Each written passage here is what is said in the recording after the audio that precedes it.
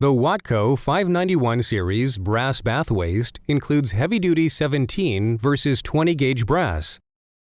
Simpler installation. No screws needed to install the 591 series bath waste. The Watco Innovator Snap-On Overflow has a clean look. If cutting pipe is needed, measure and mark each of the pipe. Then cut the 1.5-inch brass pipe to the desired lengths to fit behind the bathtub. If necessary, allow for extra piping to compensate for any misalignment issues. Next, assemble all of the brass overflow and drain piping to the T using the washers and slip nuts.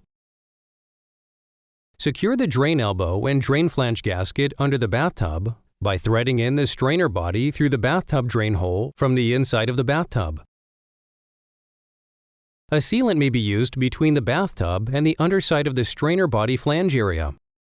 Depending upon the project being either a retrofit or a new install, this could require 2 sets of hands to accomplish this step.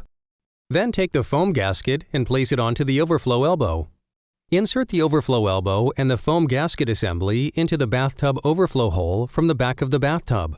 Then tighten the retainer nut from inside of the bathtub to secure the overflow elbow to the bathtub. Be sure to only hand tighten the retainer nut.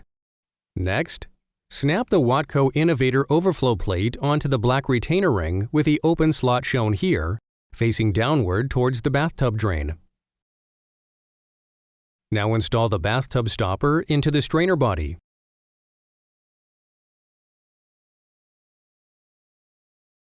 Watco is the choice of professionals.